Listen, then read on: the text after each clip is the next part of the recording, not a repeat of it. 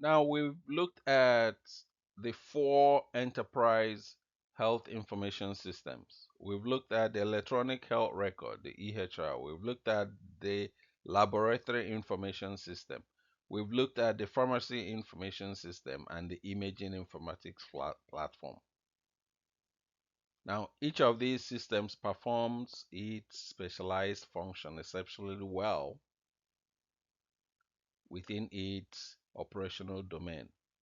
And let me point out that when we're talking of EHR and lab systems and pharmacy system, I'm not talking specifically of a particular type of lab information system or a particular type of EHR, for instance, right? We know that different companies, different vendors have different electronic health records. We are not at this point. We are vendor neutral. We are not referencing any specific EHR or any specific system. So, like I said, each of these systems performs its specialized function exceptionally well within its operational domain. However, excellent systems don't necessarily automatically create excellent healthcare, right? Again, the driving force here isn't the technology. Just because you have an excellent, the very best system doesn't necessarily translate into the excellent patient care it's provided. So the architect's challenge is not just implementing good software, it's not just good implementing excellent application.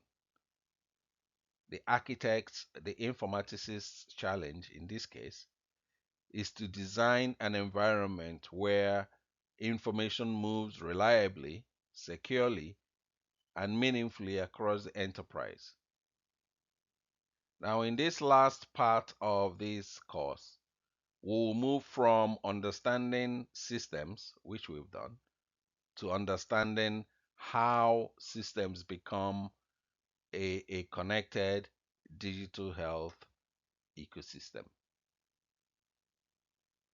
And so I want us all to think like a digital health architect, right? And look at what we've learned so far and what we're going to learn, and look at that from the perspective of how do we move from an independent system, or how do we move from independent systems to a connected digital health? Because that is the essence of healthcare architecting. So, for an enterprise information flow, and the goal is connecting clinical care into organizational knowledge. So, every patient encounter generates information. We know that. Whether it's clinical, whether it's registration, whether it's demographic, whether it's every patient encounter generates information. But only a small part of that information typically becomes organizational knowledge, just a fraction. Because again, the chief executive of the hospital may not necessarily need to know the blood pressure reading of all the patients, right? It's not relevant. So, what they need to know is a small segment, a small portion of the information that is generated, but it must be relevant to allow them effective decision making and planning. And to do that, we must translate the clinical work we do. We must translate, we must build or architect a system that translates what information they need into organizational knowledge.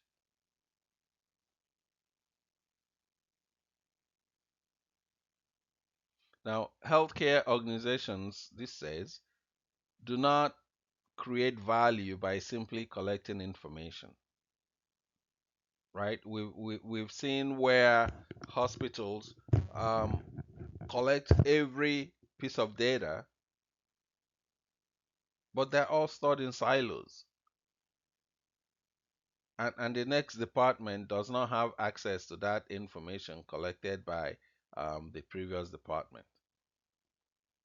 Health organizations create value by ensuring that the information collected and generated moves through an intentional architecture where it can be transformed into knowledge that supports clinical care, operations, quality improvement, research, and public health.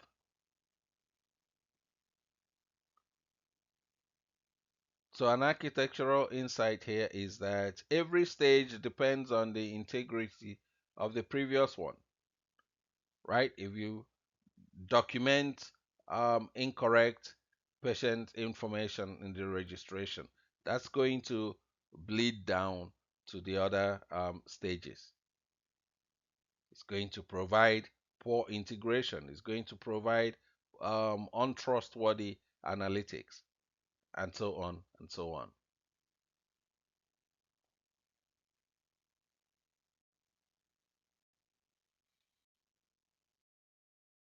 So I came up with what we call, or what I call, applied health informatics information value chain. I doubt that you see this anywhere else because it may just be that I made this up, but the principles behind it, I assure you, are rooted in the best science or in the best informatics um, knowledge, right? So this value chain illustrates the documentation. That documentation is not the end of the information process. Just because the provider has documented this in the EHR or whatever, that is just the beginning. Because again, the goal is not documentation as an end. Clinical documentation becomes valuable only when it can be integrated, only when it can be interpreted, and only when it can be reused across multiple purposes. This is one of the defining principles of enterprise architecture. How do you capture information once and use it several places multiple times? So every digital health investment should strengthen this chain, right? And when the chain I'm talking about is, first of all, the first encounter where you um, have patient care and capture information, to clinical documentation, to information capture, information integration, knowledge generation, clinical and decision making, outcome, action, and improved outcome for the patient. So this value chain essentially transforms routine clinical care into better health outcomes through using the information.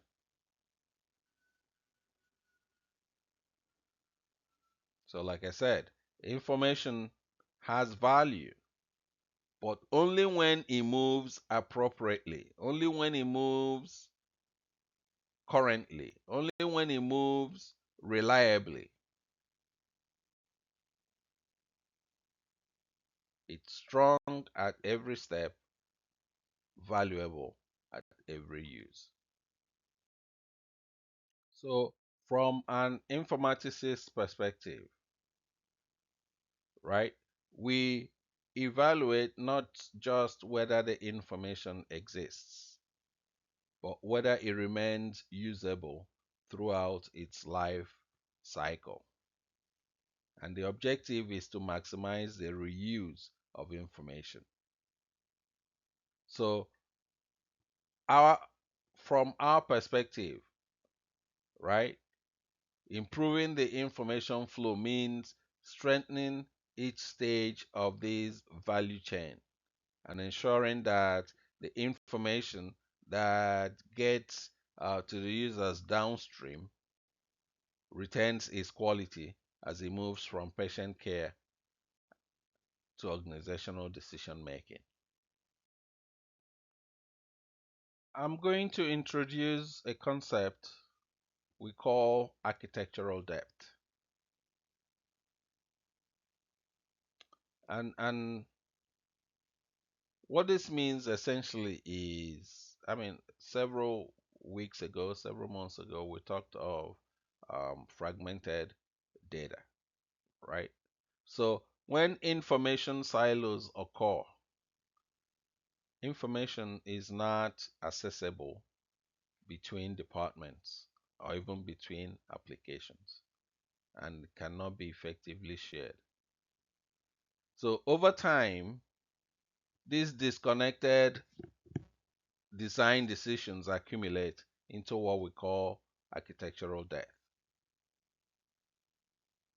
And it's similar to, if you're aware or if you know, it's similar to technical debt in software engineering.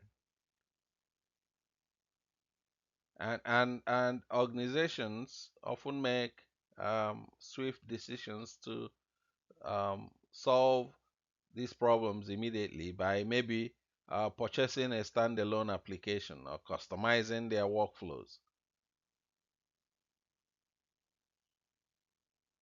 While these decisions may seem practical in the short term, they often create long term complexity that makes integration increasingly difficult.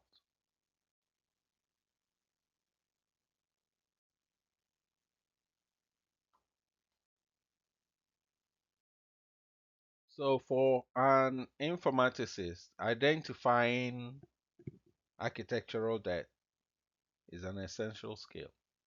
So, rather than viewing fragmented information as isolated operational issues that you can go out and buy a software and application to solve, we recognize these problems as symptoms of underlying architectural weakness. And addressing this architectural debt requires some strategic governance, right? And standardized information modules. Remember our the four questions we talked about, and enterprise-wide planning rather than simply acquiring additional software.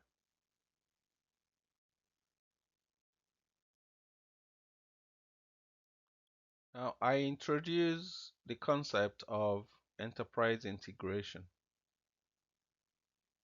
Now, many digital health projects define integration, in my opinion, too narrowly, right? Focusing only on the technical connectivity. So, is the interface on? Are the APIs updated? Are they calling the necessary routines? Right? While those interfaces and APIs are important, they're essential, don't get me wrong, right? Meaningful integration depends on those shared terminologies and technologies. But at the same time, but at the same time, they also depend on allied workflows and effective governance. Because a technically successful interface that exchanges poorly defined or inconsistently documented data provides very little organizational value. So I've provided I say that integration is not necessarily just connecting software. It's about connecting clinical work. And so we have four dimensions of enterprise integration. There's a technical integration, obviously, which enables systems to exchange data through interfaces and APIs and all of that. There's also the semantic integration, which ensures that there's shared understanding through common terminologies and standards.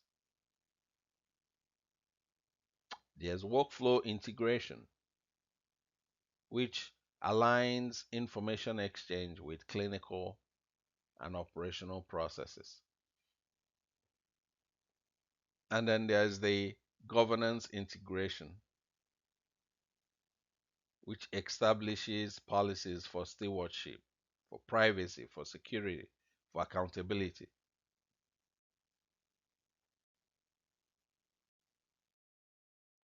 So looking at those four domains, so to say, even though the technical integration, um, it's by default, is important, right?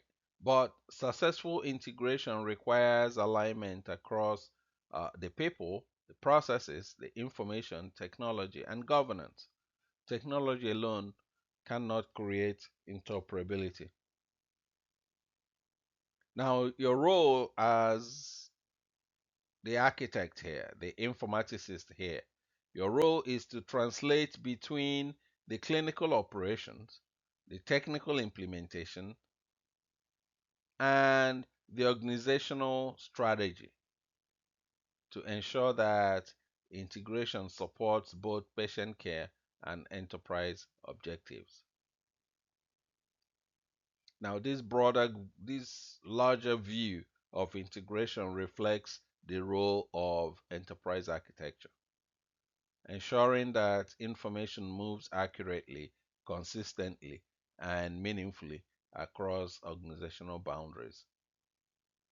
And I dare say that we, informaticists, are uniquely positioned to facilitate this alignment because we understand both the clinical and technical dimensions of digital health. Now I'm going to ask you to reflect on this on your in your setting. Which of these dimensions of integration is most vexing for you? Is most problematic for you in your organization? And when we say dimensions, I'm saying um, is it people? Is it processes? Is it the information? Is it technology? Is it governance? Which of those, um, which, it could be one, could be more than one, but which do you consider to be more problematic at your setting? Let us know. Now, like I said, the role of the informaticist is act as a translator between the clinical folks and the technical folks because this discipline sits at that intersection.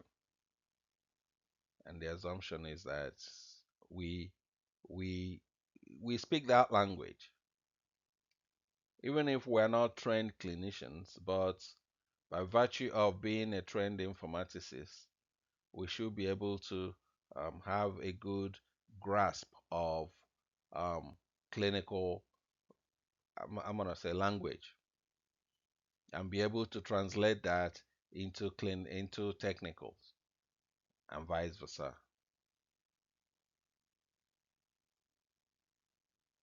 Now, when we when we take on a project or when we are looking to architect a digital health system,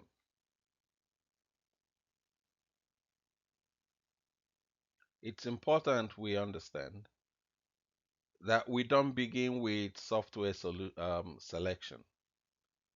We don't begin with the technology, right? We begin by understanding how the information would support the organizational goals. How will the doctor, the nurse, the case manager, how will the clinical workflows jive with those that are using it? And how will those improve our patient outcomes? The technology part of it should follow the architectural decisions and not the reverse. So I have again an applied health informatics enterprise architecture framework. Again, this is um, rooted in sound informatics principles. So when evaluating any digital health initiative, I say 7 of them. The questions you must ask include what problem are we trying to solve? What organizational need do we need to solve? What information is required to solve it? Where should that information come from? Who depends on it? Who uses it? How should that information move across the organization, across the enterprise? Now, what governance will ensure its quality and security before we talk about what technologies best support this architecture? So, so that's a 7 step applied health info. I'm not gonna say Chamberlain one is applied health informatics, but like I said, this is rooted in informatics principles.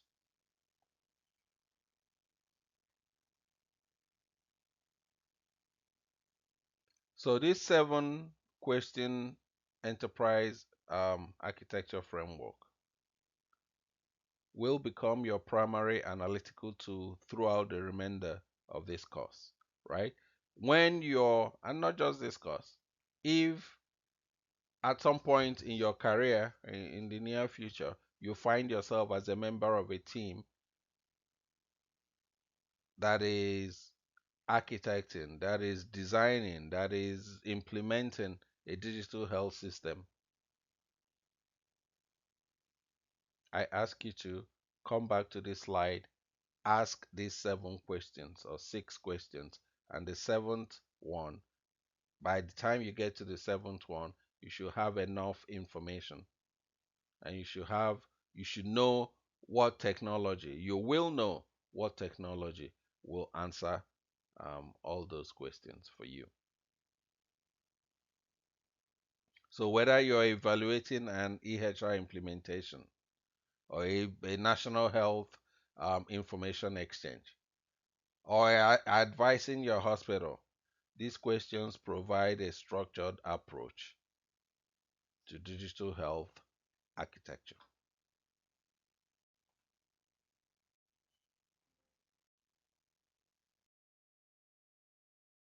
Now, in conclusion, thinking like an enterprise informaticist, right?